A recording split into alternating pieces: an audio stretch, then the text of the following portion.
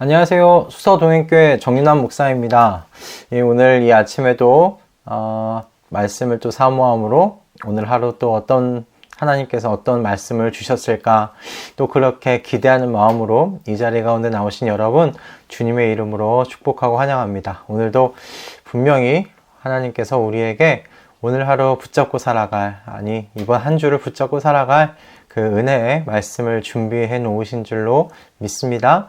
이 시간 우리 함께 기도함으로 주님께서 우리에게 주시는 그 말씀, 또 그 말씀을 듣는 자리 가운데로 나아가도록 하겠습니다. 기도하겠습니다. 하나님, 오늘 또 이렇게 한 주를 시작하는 이 월요일 아침 주의 말씀으로 시작하게 하시니 참 감사합니다.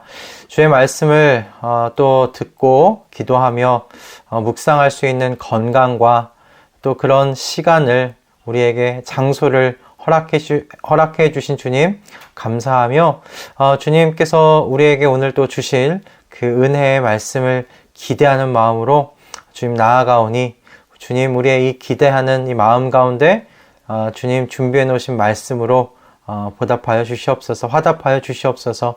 주님께서 그와 같이 이 시간의 주인으로서 이 말씀의 시간을 이끌어 가실 것을 믿고 우리 주 예수 그리스도의 이름으로 기도드립니다. 아멘.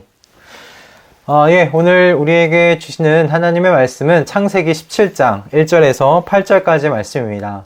창세기 17장 1절에서 8절까지의 말씀입니다. 제가 봉독해 올리도록 하겠습니다. 아브라함의 나이 99이 되었을 때 주님께서 그에게 나타나셔서 말씀하셨다. 나는 전능한 하나님이다. 나에게 순종하여 흠없이 살아라.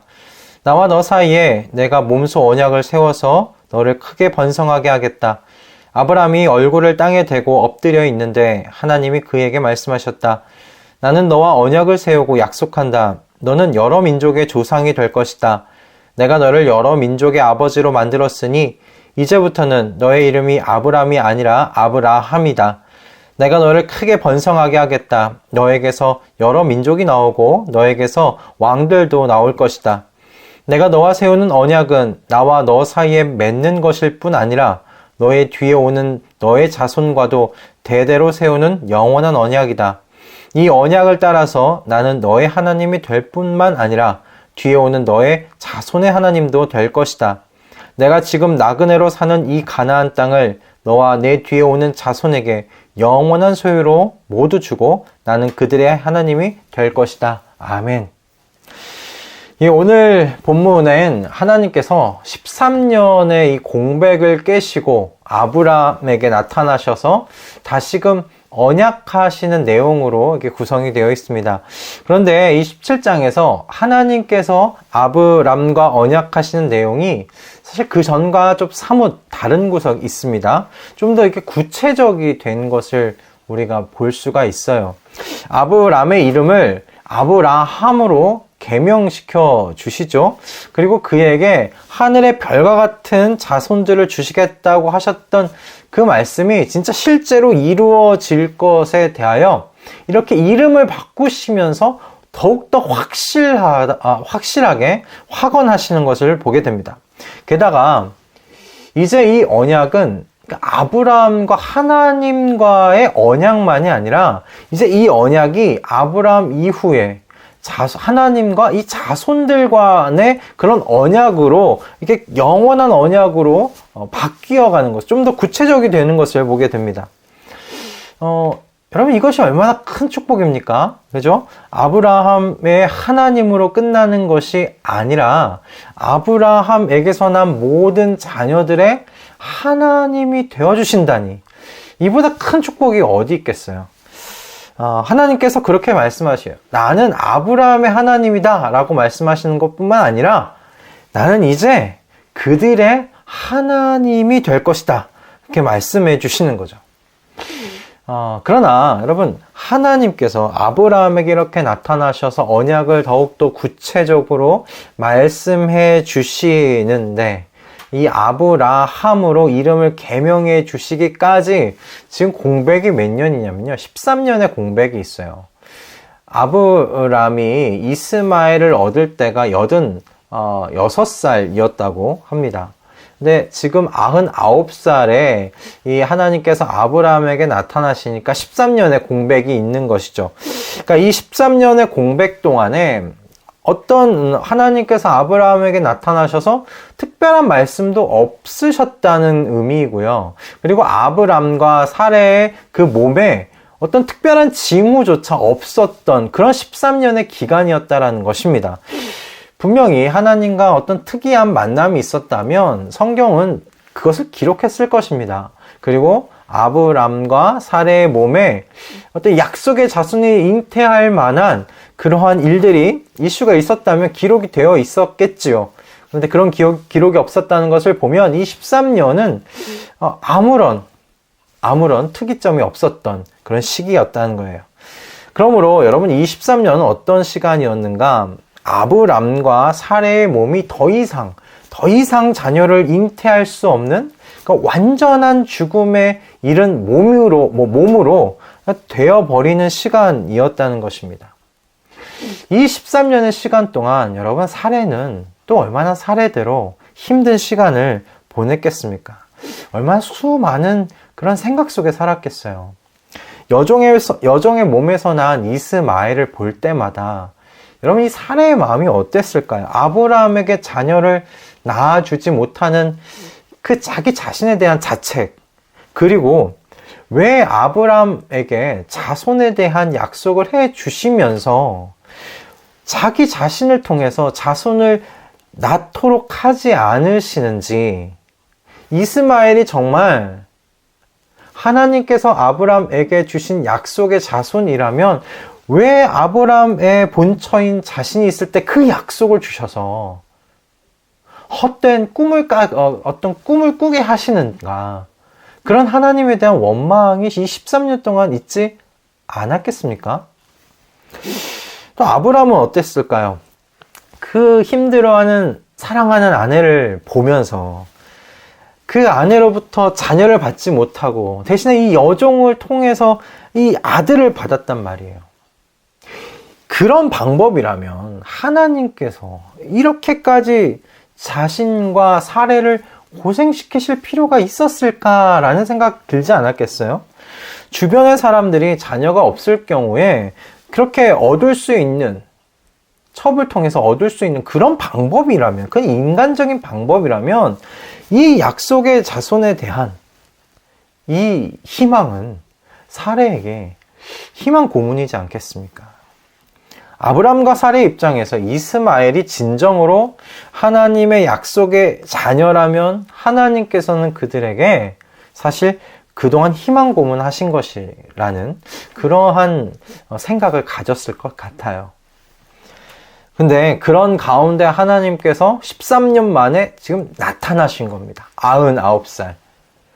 사례는 90살이라고 하니 여러분, 이거 얼마나 모든 것이 끝나버린 상황에서 나타나신 거잖아요.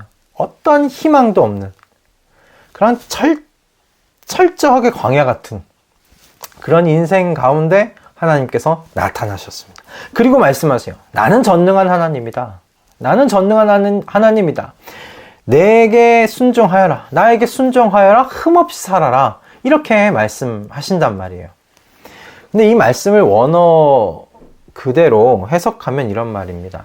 내 앞에서 일관성 있게 걸어라. 그리고 일편단심으로 살아라. 라는 말씀이에요.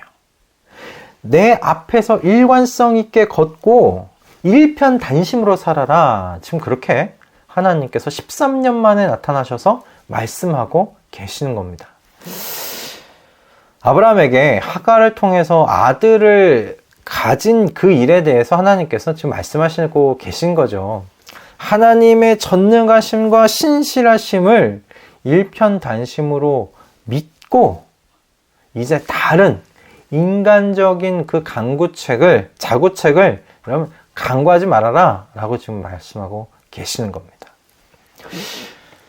이 말씀 뒤에 이제 2절부터 8절까지 하나님께서 풍성한 어떤 약속에 대한 이야기가 나옵니다. 그래서 많은 사람들이 1절을 어떤 이 약속을 얻는 것에 대한 조건? 그렇게 해석을 합니다. 그런데 저는 그렇게 그렇게 이 1절이 보이지 않더라고요. 이 1절은 어떤 조건이나 공식이 아니에요. 그 이후에 오는 그 풍성한 약속을 받는 조건이나 공식이 아니라는 겁니다. 하나님께서 앞에서 설명드린 것과 같이 존귀한 아버지라는 이 아브람의 이 이름을 이제 열국의 아비라는 아브라함으로 이름을 바꾸십니다. 그리고 그렇게 이름을 바꾸심으로 하나님께서는 아브라함에게 반드시 이 자손에 대한 약속을 내가 지킬 거야. 그렇게 화가 나시는 거예요. 이름까지 바꾸셨잖아요. 사람들이 아브라함 부를 때마다 열국의 아버지란 그 뜻을 다른 사람들이 다 알고 있어요. 그렇다면 아브라함이 그렇게 사람들로 하여금 부르게 만드셨다면 이 약속을 당연히 이루시겠다라는 그 의지를 더욱더 확고하게 드러내신 것이죠. 또한 하나님께서 이 언약이 아브라함과의 언약으로 끝나는 것이 아니라 아브라함 이후의 자손들과 영원한 언약이라고 말씀하셨단 말입니다. 그리고 나는 너의 하나님이 될 뿐만 아니라 뒤에 오는 너의 자손의 하나님이 되실 것이라고 말씀하세요. 나는 그들의 하나님이 될 것이다. 이것이 얼마나 든든한 말씀입니까? 여러분, 이거 얼마나 풍성한 약속이에요? 하나님께서 이 약속을 아브라함과 그 자손들에게 지금 베풀고 싶어 하시는 하나님이시란 말이에요.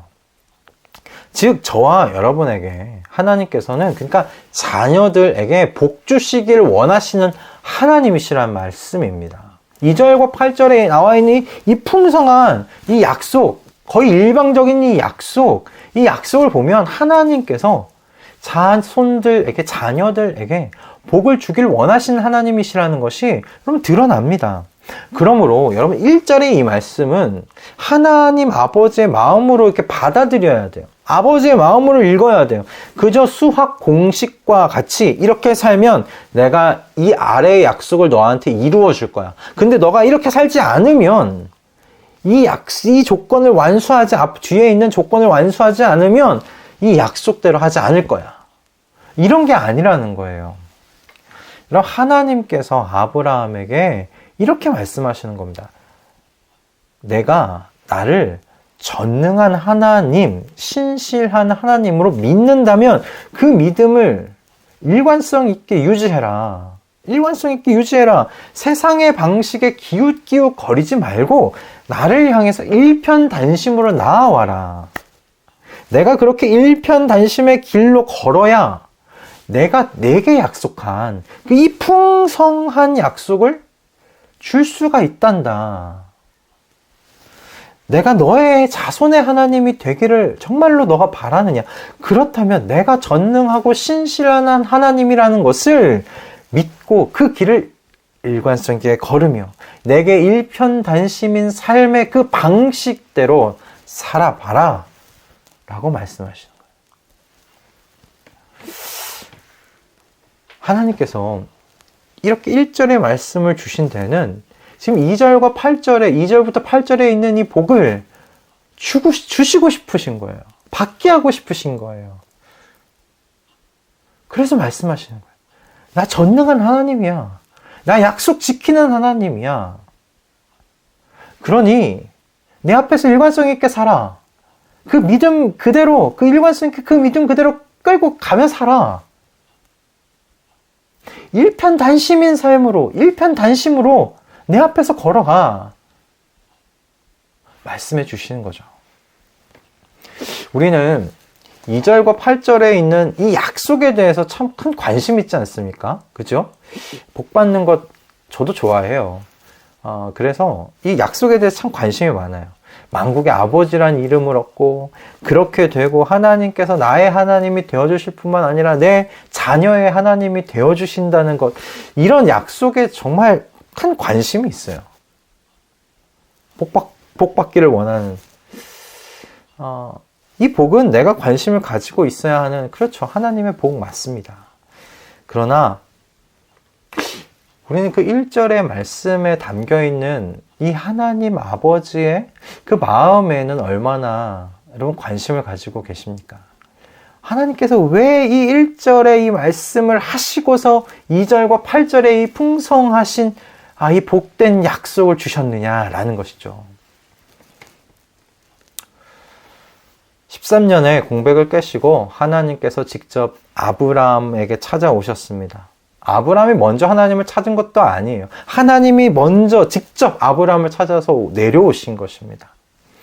그리고 하나님께서 주시는 풍성한 약속, 이 약속의 복을 받기 위한 일편단심의 삶을 살도록 지금 말씀하고 계시는 거죠. 저는 저와 우리 말씀동행 식구 모두가 이번 한 주 이 하나님 아버지의 마음에 화답해 드리는 한 주가 되어지기를 바랍니다. 그리고 하나님 아버지께서 여러분 자녀들에게 복 주시기를 정말 원하시는 하나님이세요. 그러나 여러분 이 복이 우리에게 독이 되지 않게 하시기 위해서 하나님께서 우리에게 건강한 삶의 방식을 말씀하신 거예요. 1절의 이 말씀이죠. 그것으로 여러분 진정으로 이 복은 그래서 건강한 삶의 방식이라는 것이 진정으로 하나님을 믿는 거라는 거예요. 믿는 대로 행하며 살아가는 것을 이야기합니다. 전능한 하나님을 믿는다면, 신실한 하나님을 믿는다면 우리의 삶과 선택과 어떤 삶의 방식은 하나님을 모르는 사람들과는 구별되어야 하지 않겠습니까? 이번 한 주 내가 전능한 하나님, 신실한 하나님을 믿는다면 그 믿음대로 살아가 봅시다. 여러분, 이것을 바라면서 여러분 기도하길, 이 짧은 한 주지만 기도하기를 그 일관성 있게 걷는 일편단심의 삶의 그 길 속에서 복 주시기를 원하시는 그 하늘 아버지의 그 마음을 여러분 깊이 경험하는 풍성한 그 한 주가 되실 수 있기를 주님의 이름으로 축원드립니다. 여러분 그렇게 하나님께서 가지고 계신 그 아버지의 마음이 깊이 경험되어지고 그래서 마음이 더욱더 든든하고 풍성해지고 풍요로워지는 그런 기쁨의 한 주 되실 수 있기를 주님의 이름으로 축복드립니다. 기도하겠습니다. 하나님, 오늘 우리에게 이 말씀 허락하셨습니다.